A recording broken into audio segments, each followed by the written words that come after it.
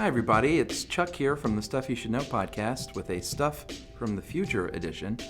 And this is Annie here, and she's going to be assisting me by ignoring me to prove a point, or to illustrate a point. We're going to talk about communication here, how people talk to one another these days.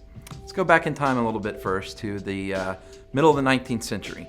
If you want to talk to someone back then and have a conversation, you would jump on your horse and you would gallop over to their cabin or their house or wherever they lived, and you would knock on their door and call it a pop-in, and you'd have a talk with them face-to-face like real human people do, or how they used to do.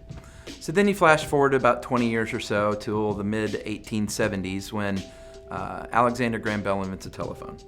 Telephones were pretty revolutionary, and they served for a long time to connect people over great distances or short distances, but they connected folks. That was all well and good up until the past decade or so with the invention of the smartphone, which Annie is illustrating quite well right now.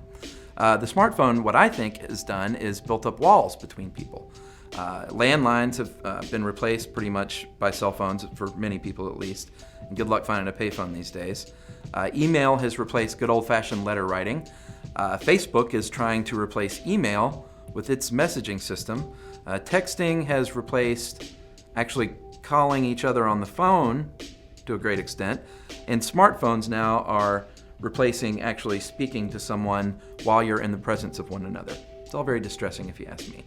I can illustrate this with a quick story. I was at a restaurant, pretty nice place here in Atlanta, about a year ago, with about 6 other people.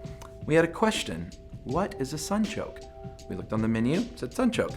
Waiter comes around, I ask him what a sunchoke was. He gets about halfway through his description of a sunchoke when a girl at my table, a friend of a friend, didn't know her personally, pulls out her smartphone and corrects him on the spot and puts it in his face. This is at a 4-star restaurant, really nice place. And I was really embarrassed. It made me want to crawl under the table and take her with me and do a little one of those numbers, to be honest. And that's just one story to illustrate, and I'm sure everyone has got a similar story of some obnoxious smartphone user. What does this all mean for the future? Let me throw out a few questions for you. Let's think of a world maybe in 50 years where an entire generation has been raised on the smartphone. You might have a generation of adults who don't know how to communicate with one another face-to-face, people that are really intimidated by having eye contact with one another with, TVs on elevators, televisions on subways and on buses, smartphones in everyone's hands. All you see is people walking around looking down the tops of people's heads. This could potentially affect the art community because you're not noticing things about the world around you anymore because your face is constantly in your telephone. What is art besides drinking in the world around you and spitting it back out in some way, whether it's painting, film, or music? It's all about you interpreting what you see around you. If you're not seeing anything, what are you going to spit back out?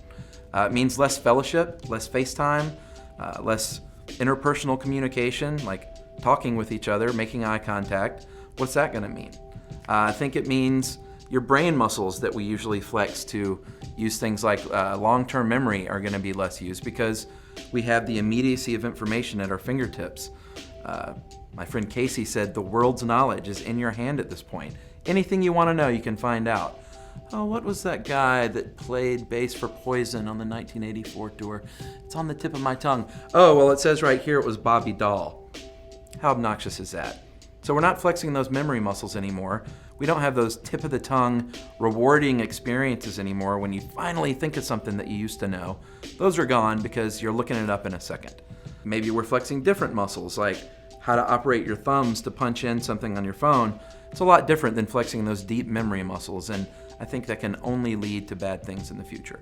So, is this all bad? She's still ignoring me. I don't think so, because here's what I think. I think in the future, it is not going to be dystopian. We'll go this way for a little while, but people are going to realize what's going on. They're going to put down their phones. There will be a renaissance of communication. People are going to start writing letters again. People are going to start picking up the telephone again and actually speaking instead of texting. People might drop by your house and pay a visit and say hello. Might scare you at first, but they're friends. Remember, let them in, unless they're vampires. So in the end, I think that the future is bright because there will be that renaissance of communication because humans have shown that all things old become new again. Isn't that right, Annie? What? For more on this and thousands of other topics, visit HowStuffWorks.com. And don't forget to check out our other podcasts free on iTunes.